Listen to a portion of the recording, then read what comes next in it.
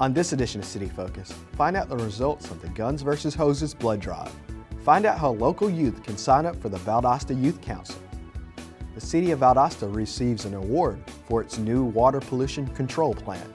ExploreGeorgia.org's singer-songwriter series stops in Valdosta. And we have Fire Marshal James Klingscale in studio to talk about firework laws.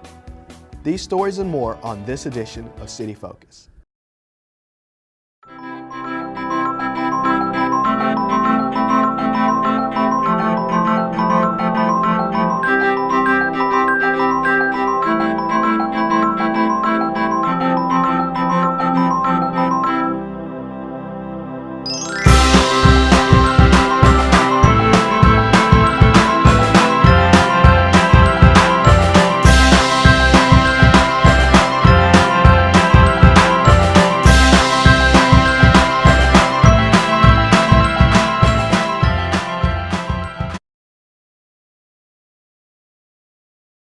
Welcome to City Focus. I'm Marcus McConico, the media coordinator for the City of Valdosta.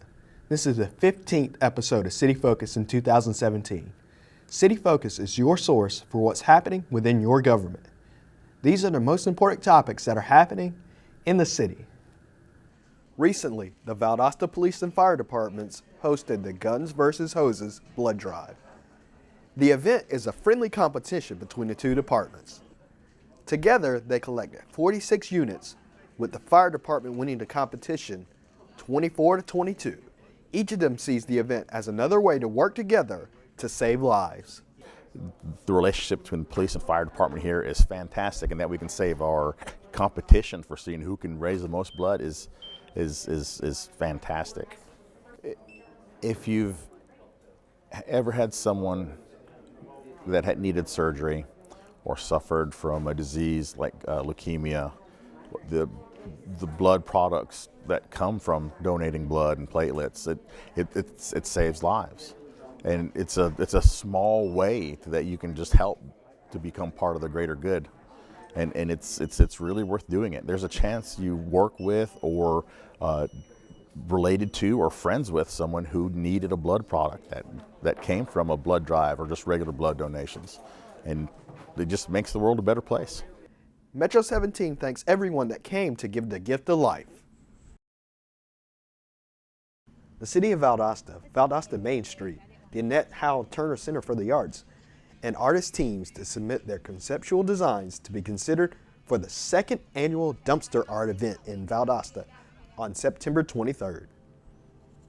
Deadline to apply is August 31st at 5 p.m. Artists will have the opportunity to creatively paint one of 3 garbage dumpsters located in downtown Valdosta. For more information on how to sign up, visit valdostacity.com/dumpster-art. The Valdosta Police Department wants to give citizens some safety tips as the school year begins in the area. Parents, tell your kids to use the crosswalks where you have a crossing guard. North Patterson in particular, I know is exceptionally bad. We'll have kids darting out in front of traffic.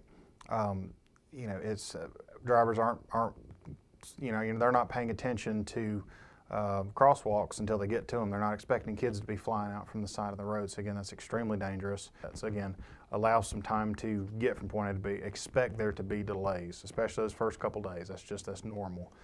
Huge amount of increased foot traffic as well. Up and down Baytree, up and down Oak, North Campus, there's going to be a ton of people on foot crossing the streets. Pay attention to your surroundings. Pay attention to the people that are out being pedestrians and walking, because you will absolutely, you could have an accident that'd be catastrophic. For more information, contact the Valdosta Police Department.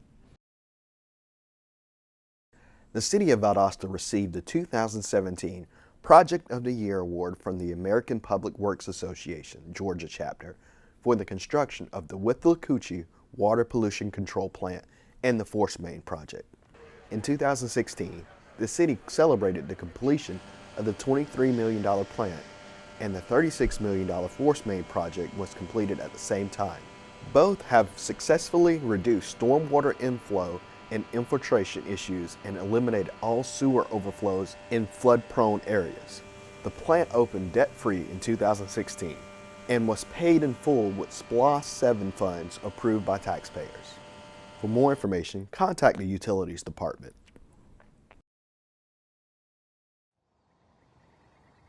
Services like drinking water and wastewater treatment are everyday things that many people take for granted. But water and sewer infrastructure is critical for communities to operate, serve its citizens, facilitate economic development, accommodate population growth, and safeguard public health. In the spring of 2009, the city of Valdosta, located in South Georgia, was hit by a catastrophic flood that left portions of its largest wastewater treatment plant underwater.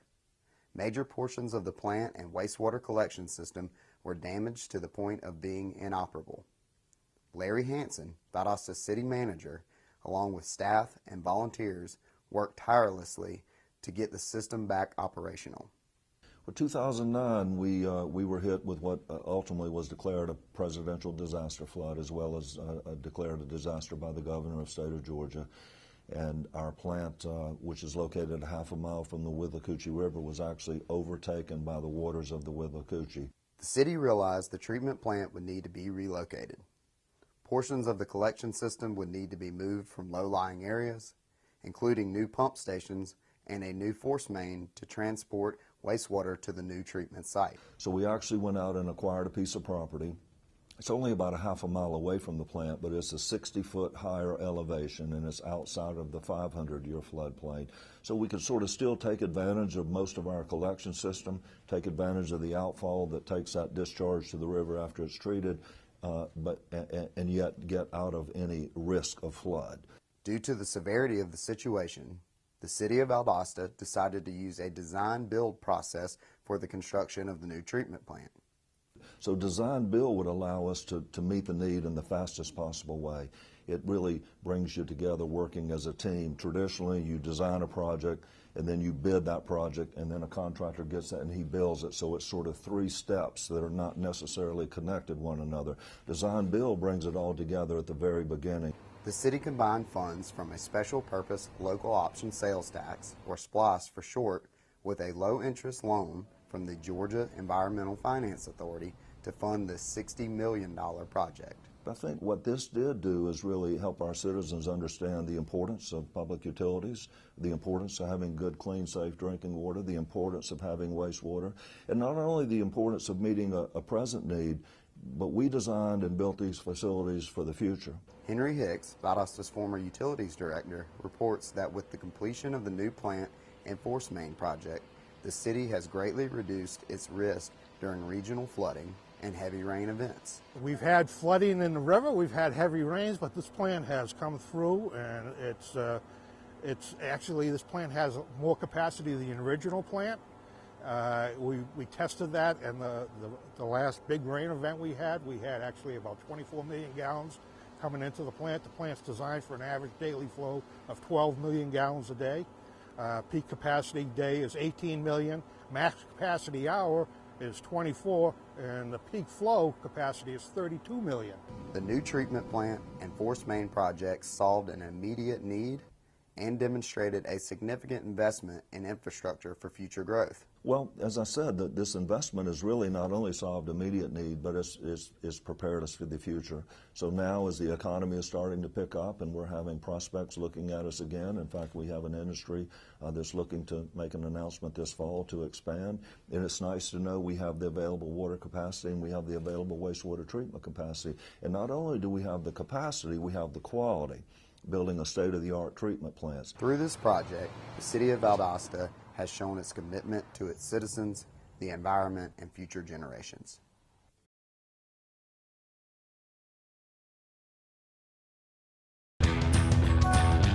If you text while driving, it's like turning the wheel over to your dear old grandpa, your nosy neighbor, your nephew. No, the younger one. And on top of everything else, it's against the law. Heads up, Georgia. Texting and driving is deadly on our roads. Put down the phone. Drive alert. Arrive alive.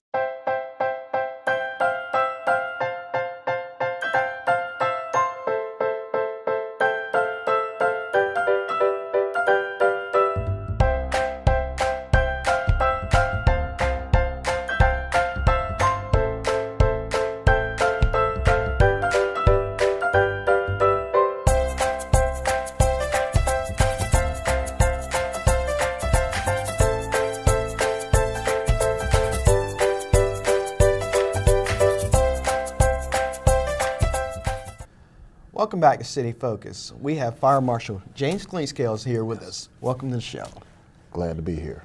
Over the past couple of years, the state has passed new fireworks laws. Can you tell us what those laws are and how, so people can follow them correctly?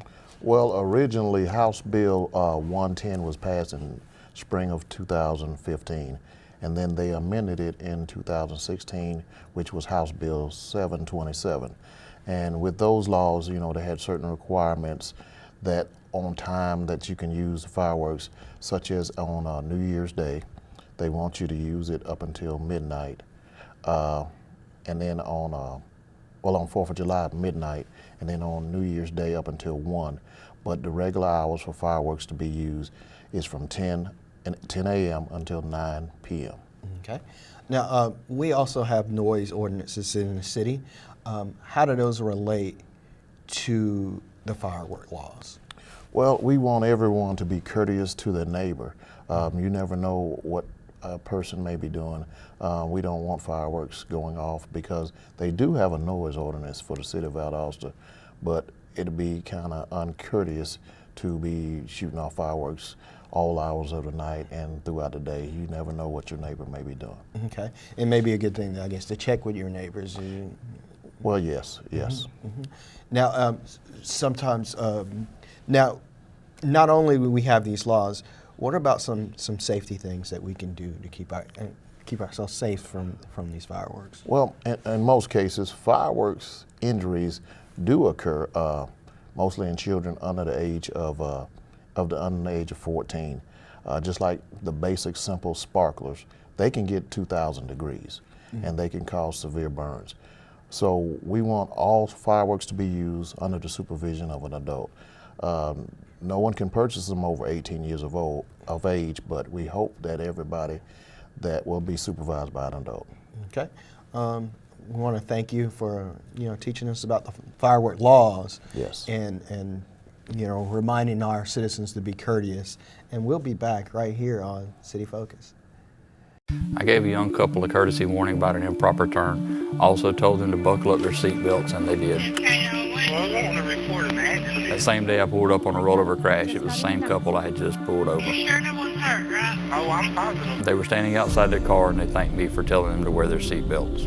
Last year, over half the people killed on Georgia roads were not wearing seatbelts. Many of them would be alive today. That's why we say, click it or ticket. Children are our greatest resource.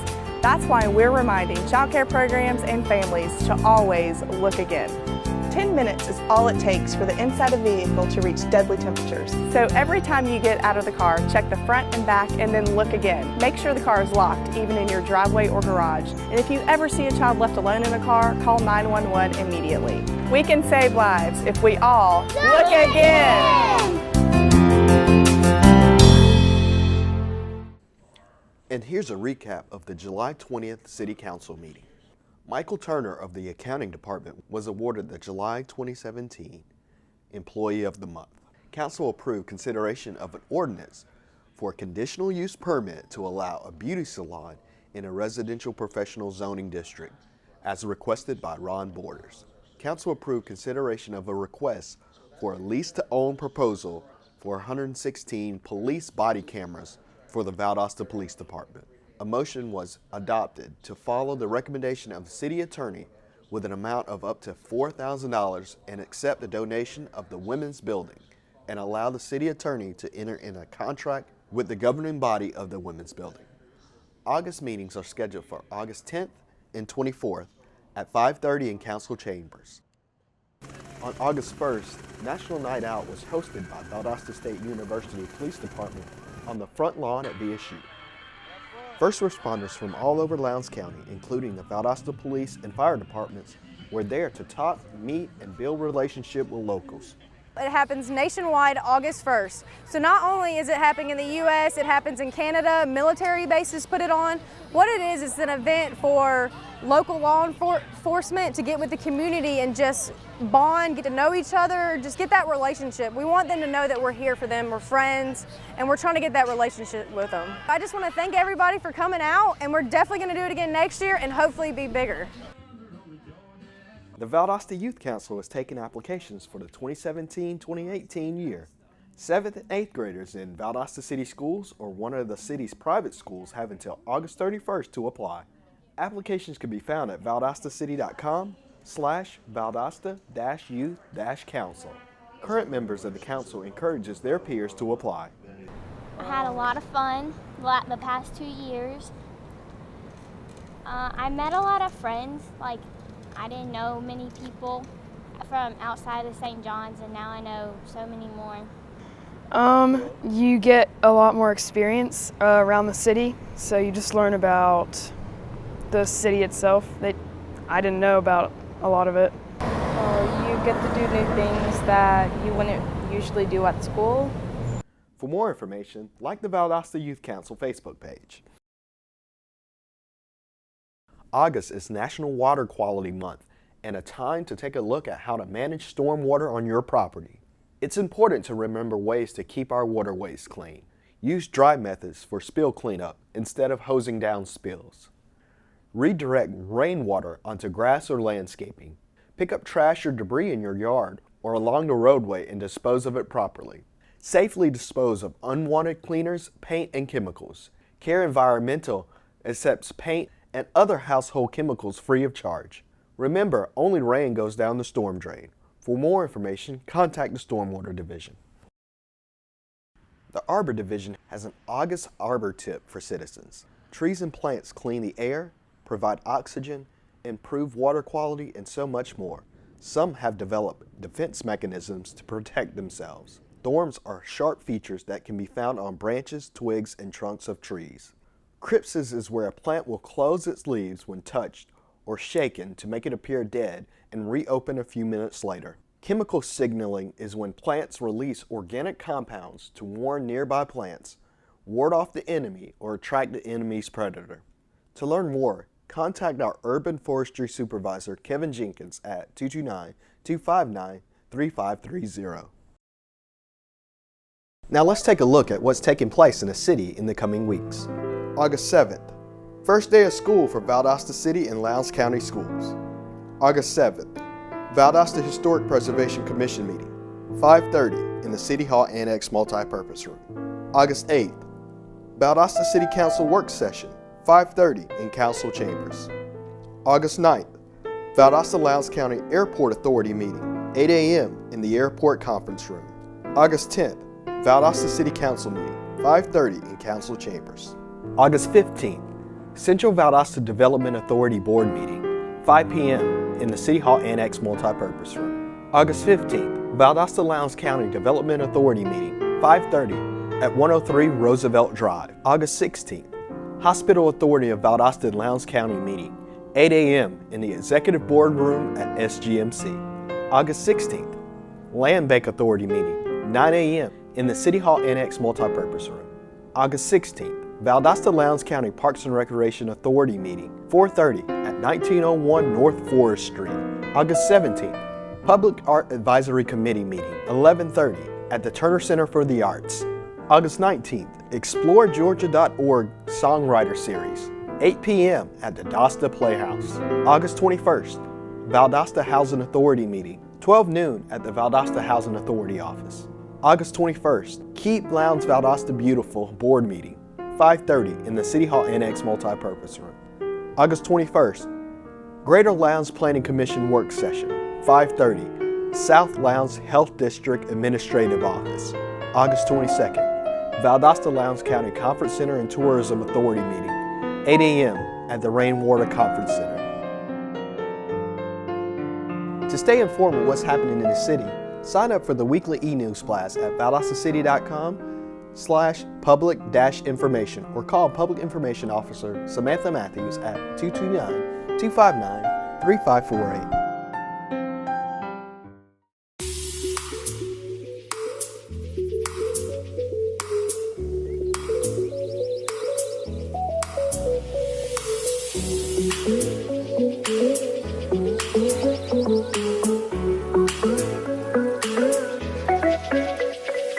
Create a login for access. Press report, then press camera icon to take photo. press Issue Title to choose from the list the city provides.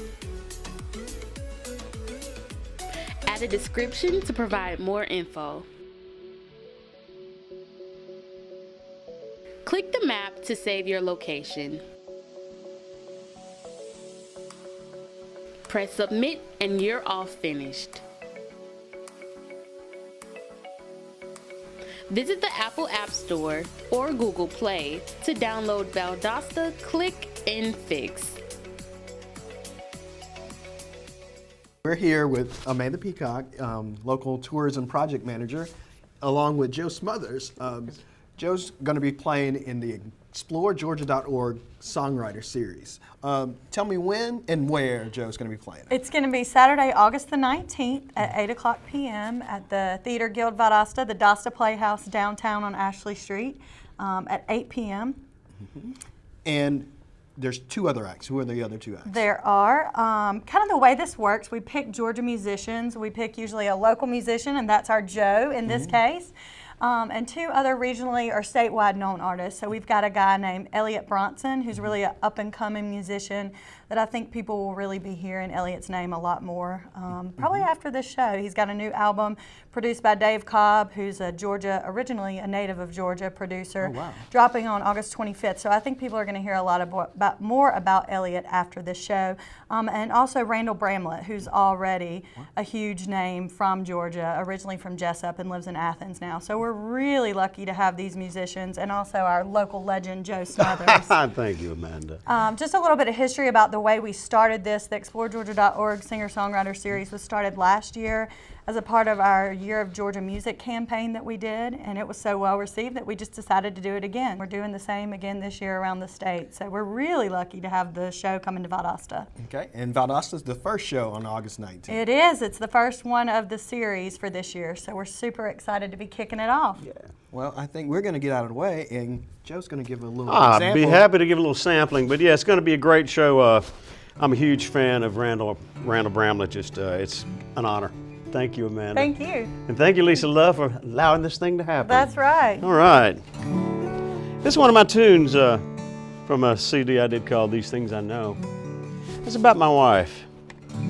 So I can go back and still remember the first time I saw her pretty little face.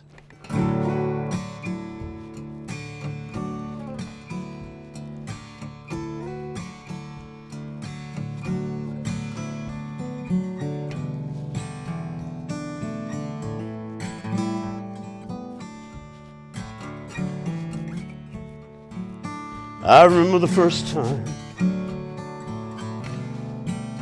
I saw your face. I remember what day it was, Lord, and I remember the place. And the smile that you gave me did melt this heart of stone. And I knew I would love you that moment on. Come lay down beside me, put your hand in mine. Let's go back tonight, baby, to the very first time. Let's go back, baby, to the very first time. Our hearts were tremble, our kisses deep. Ain't never been a sweeter night without sleep. When the sun rose that morning, Lord, everything had changed. So the world had kept spinning, but it wasn't the same. Come lay down beside me, put your hand in mine. Let's go back tonight, baby, to the very first time. Let's go back, baby, to the very first time. To the very first time.